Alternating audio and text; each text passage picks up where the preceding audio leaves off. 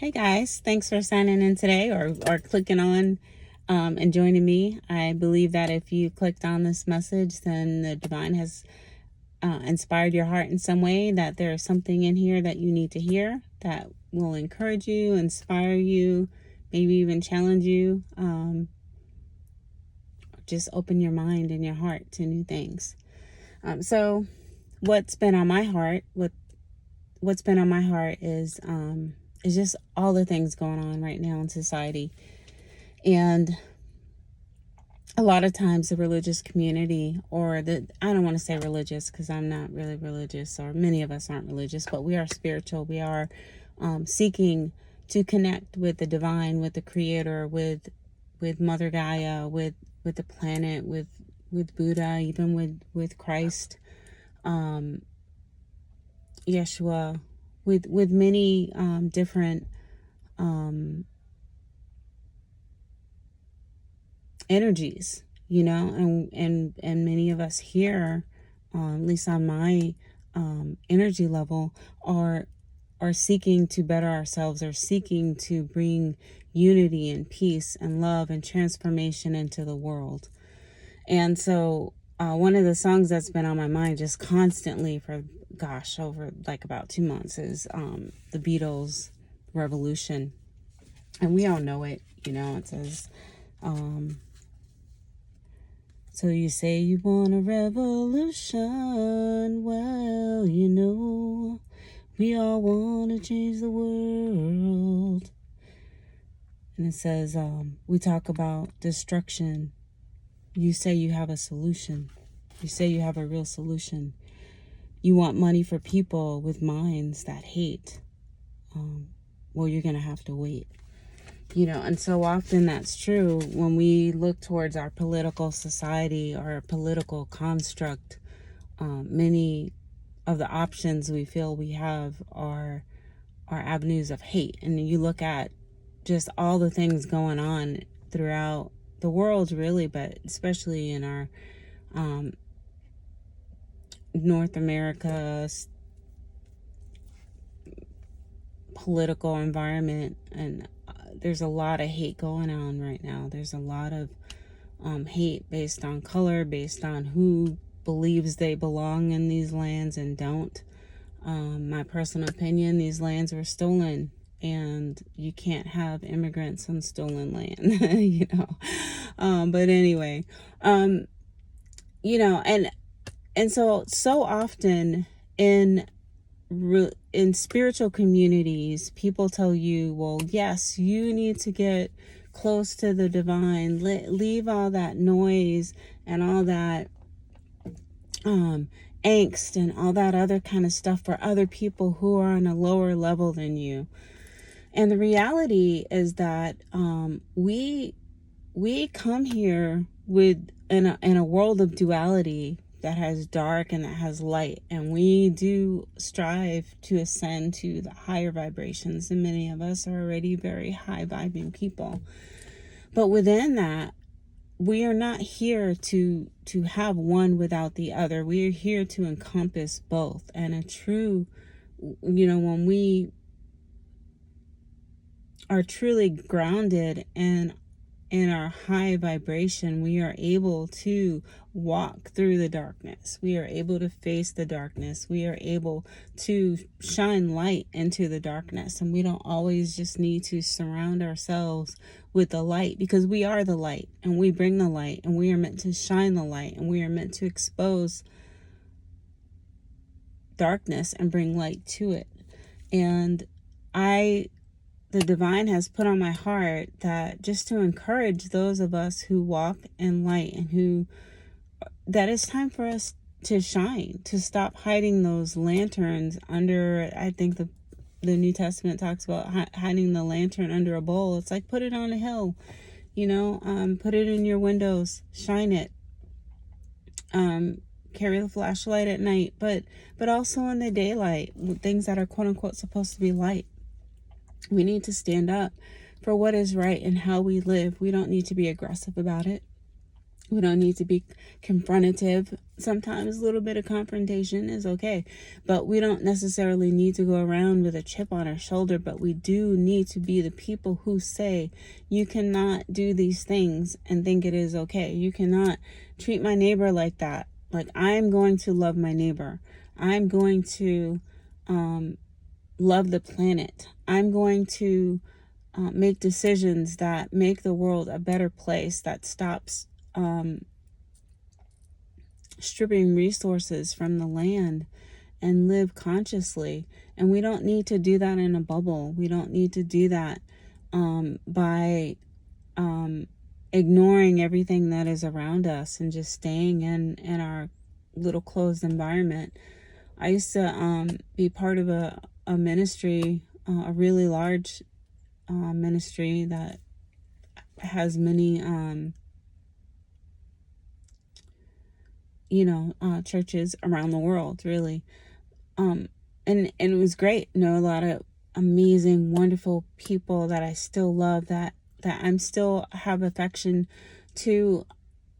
And the only reason I'm bringing it up is because there was kind of this underground, or not really underground, but this kind of this teaching of, well, we go out, we save souls. We don't need to get involved in the politics. We don't need to get involved with, the nitty gritty of helping people. We're helping people by saving their souls. And yes, there is that, but there is also helping people put food on their plates, helping people live in dignity. And, there's a passage in Psalm 82, 3-4. It says, defend the weak and the fatherless, uphold the cause of the poor and the oppressed, rescue the weak and the needy, deliver them from the hands of the wicked. And so, that's just the Bible, but you can look in many other literatures, whether it's any religion, and there will be things that teach about us caring for the less fortunate, protecting the widows, protecting orphans, protecting the needy, protecting, loving our neighbors, giving. And our current society doesn't support that. Our current society doesn't reflect that. And now is a time of just incredible upheaval, but that is also a good thing, because with that upheaval, we can stand up. If we stand up together and decide that we are going to be different, we are going to demand and expect different things of our society, then those things will change. If we decide that we are not going to follow the rules of the matrix that corporations and the elite have set for us, that we are deserving only of the scraps, that wealth is only meant to trickle down, but instead believe and expect and demand that corporations don't get to have billion-dollar years of growth and wealth when their employees can't afford to pay their rent or their mortgages with one job working for them. Like, that is not acceptable any longer. That is not, it's not right. And it's not the way a country should be run. It's not the way the world should be run. It is not, regardless of how much we've been told that we don't matter. We do matter, and we do count, and we are at a point in society where we can demand that we are treated with the value that we deserve. We are valuable. You are valuable. You are a treasure. You are a gift to the world, and you are deserving to open your arms and receive the riches and the blessings that were assigned as yours when you were born. We are all born to be wealthy. There's enough wealth in this world. That's not the question. The question isn't wealth. The question is greed. The question is people not wanting to relinquish power and But there's enough for all of us. There's enough for all of us to thrive and to grow and to bless and to there's so much blessing. There's as much riches as if we counted every leaf on every tree on the planet as $1. There's enough wealth for everybody. And you are meant to be wealthy. I'm meant to be wealthy. We're all meant to be wealthy. We're all meant to live in abundance, in joy, and love, and not where people are so exhausted that they don't have time to recognize and see what's going on around them. That is not from the divine. That is not the plans of the universe, and that is not something that we have to tolerate, even though we've been told that's just the way it is. Well, these people just do what they do. No, we can stand up, and for each of us, standing up is different, but there is a consciousness behind whatever it is we do. We can stand up in peace, like Martin Luther King and so many other people, Gandhi, Buddha. There have been many ascended people, Mother Teresa, who have stood up in peace and have made a difference. And then there are many people who have stood up with fire and made a difference. And we can combine the two to make a difference, to change the structure of this world, to change the standards of this world, to change equity in this world. And we can say, we no longer accept that these investments groups get to buy up all the land throughout our country for really cheap, and then build apartment buildings that are too expensive for people to live in. That are too expensive to live in, that are too expensive for you to be able to save and buy your own home. That is not a solution to the housing crisis in our country. I was driving today and there's a new development being built, and it's a rent-a-home. They're building all these houses in this neighborhood, and they're all going to be for rent. And is it nice to be able to rent something nice? Yeah, we all want to rent something nice. But that is not the solution to housing. The solution to housing is to limit how much these investment groups own, and to allow people, the average American, the dignity and the right to be able to afford to buy land and build their own house, to buy a house that's already built, and to live our dreams. That is not, they're talking about 50-year mortgages. I mean, that's absolutely absurd, right? That anyone would propose that as a solution, but that things are that bad that you need a 50-year mortgage on it, and how much money will those same investment groups make off of that purchase? Will it go to your children? Will you even be able to live long enough to pay it off? But anyway, so these are some things that the divine really wants you and us to all think about, right? To think about, like, how what is going on, and not to get discouraged about it, and not to be overwhelmed and to be negative, not to see it as negative, but to see it as an opportunity to be a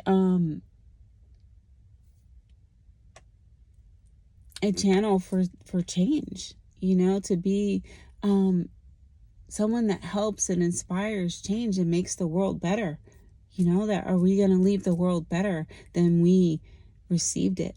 Are we going to be a channel for change and opportunity and transformation for the better of our neighbors, of our friends, of our family, of the general public, of the land?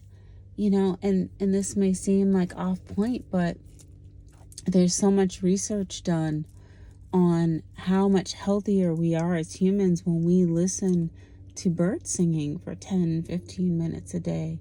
You know, when we are out in nature and we hear the wildlife and we hear those things, like, it does something for us emotionally and psychologically. It helps us. And yet we live in a society that is like trying to clear cut every piece of land that they can, right? So how does that benefit us? When I moved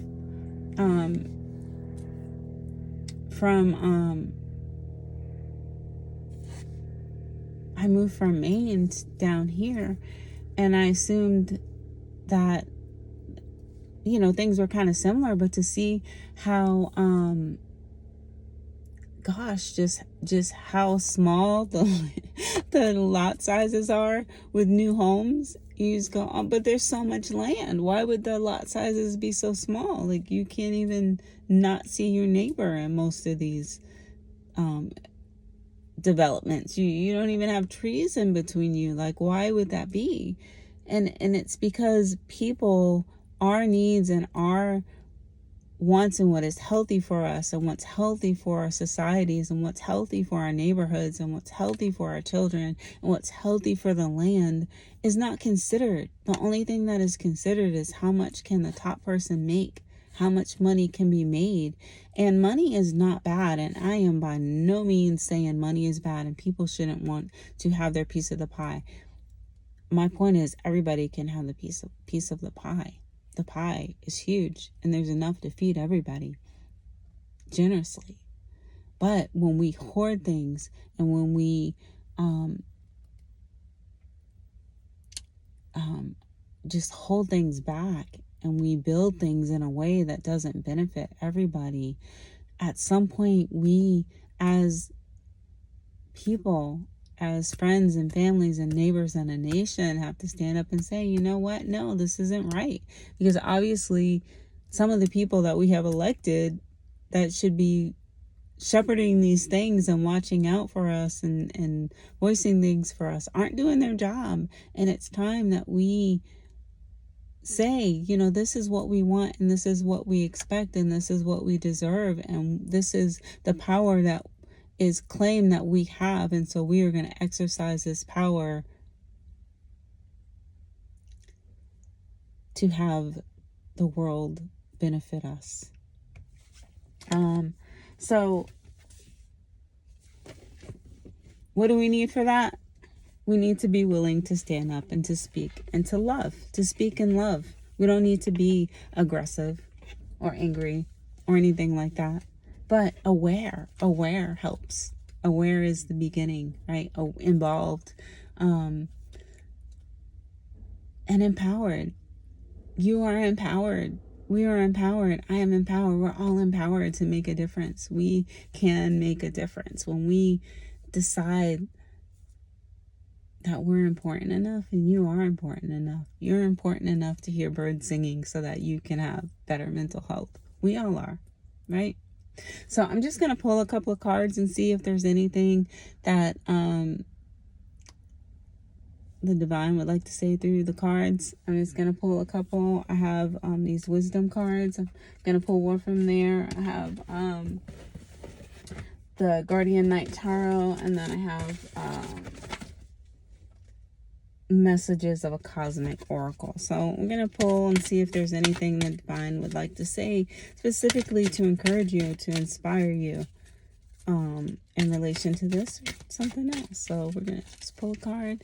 Again, I appreciate you guys clicking on. This one seems to want to come out. The Dream Walker. Dreams, the collective good, and illusions. So we will look in the book and see what that says. Just going to go one more time and see if anything else pops out. Whoa, that was a lot. I'm going to stick with the one. Let's see what the Dream Walker says for us today. The wisdom of the hidden realms. And this is number 8. 8 is the number of abundance and prosperity, right? Which is really what we're talking about. The Dream Walker. When the Dream Walker is your ally, dreams really can and do come true. Still, there are two kinds. those of the small self and those of the divine spirit, the divine. Spirit has a dream for you that is yours alone, and all you need to do is ask and it will unfold like magic. You also play an important and unique part in the divine dreaming of the world. When you ask, is this a dream for me that serves the greater dream, the most beautiful vision of your life serves the highest good for others too. Let me read that again, right? The most beautiful vision for your life serves the highest good for others too. Just the act of asking will immediately provide the answer. The dream walker is beside you to help you move effortlessly through the illusions, observing the truth and celebrating the waking dream of your life that results. Does that not go what we were just talking about? It's like, dang. When the dream walker is your ally, dreams really can and do come true.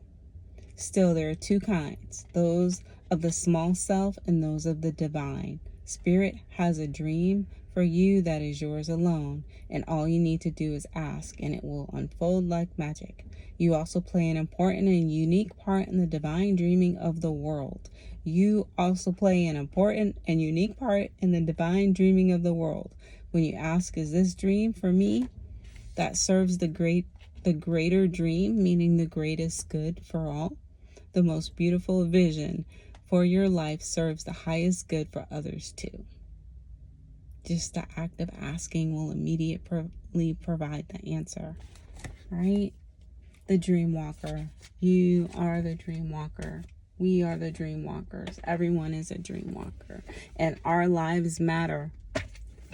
Let's see if there is a card of tarot that wants to come out. The Queen of Wands. Look at that. The Queen of Wands is action. It's fire, confidence. It's knowing your place in the world, right? Does she look scared? No. She angry and frustrated with the world? No, she just goes out and gets shit done, right? She just gets stuff done. In her power, in her glory, in her magnificence, right? The Queen of Wands works with the universe, with the earth. And I'm gonna read this just because they've got some really great notes. These cards are a little different than the Rider-Waite. And she used specific animals to communicate different things. So the Wands, Queen of Wands. It's a beautiful card, isn't it? The Queen of Wands saunters in with a sexy, feminine, effervescent energy as she is eager to get out into the world to create something new and magnificent. Her life almost feels boundless. Although often chipper and optimistic, don't mistake her easygoingness with being a pushover or unambitious, as the Queen knows what she wants from life, and she knows how to use her charm to secure it. When you encounter the Queen of Wands, you are directed to walk in a leader's shoes of someone whose mere presence can command the room.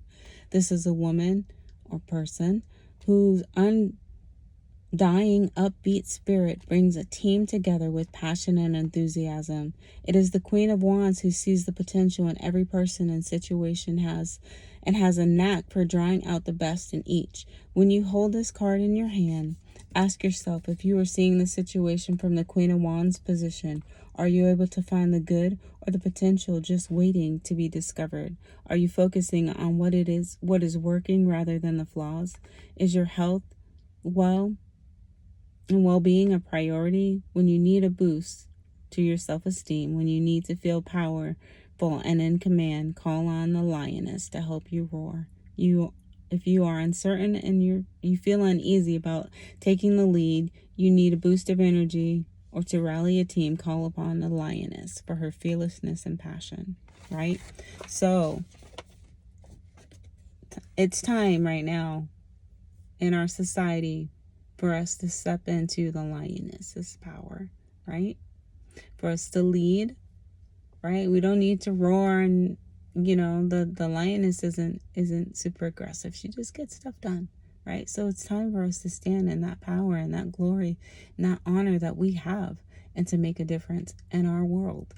And whether our world revolves around just our household and we're home raising kids, or something like that, but we raise those kids with pride and with power, right? And with dignity and with strength and with possibility, that those children know that they can be anything that they want to be, and that they are empowered to be the best that they can possibly be, and that the world is theirs, right?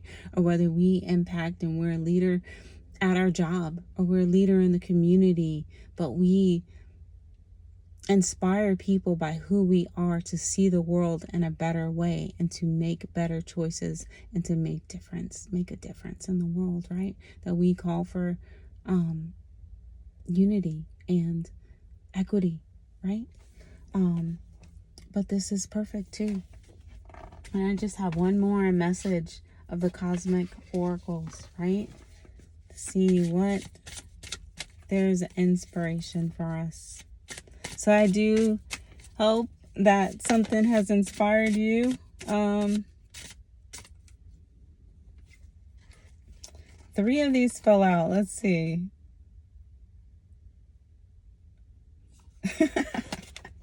Okay, it says stop caring about what they think, right? This is your life. Love to love and live.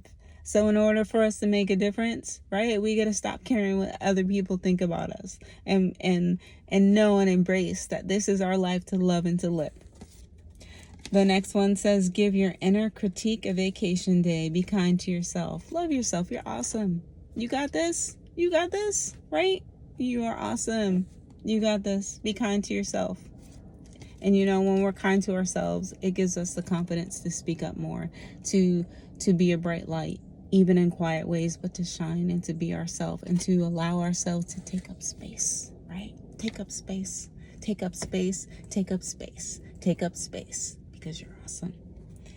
The last one says, let your feelings out, all of them, even the ones that scare you. And we don't need to let them out at other people. But even when we do, what is an amazing thing to do? Sometimes you might be a little short with someone.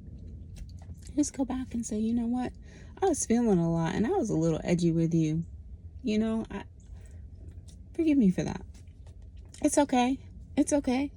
You know what I miss? And I was going on that rant about space and stuff being clear cut. We're so on top of each other. I miss, like, when you're a kid, you're just running around screaming, right? You're like, you get to make noise. You get that angst out of your body, like, by screaming and movement, but also by the screaming. And today is so condensed, that even when I go out on trails and stuff, like, the trails around here aren't even deep enough to really go out and get to a point where you can just scream and not in a negative way, but sometimes we do need to scream in a negative way. Sometimes there's so much stuff going on in our life. We just need to be like,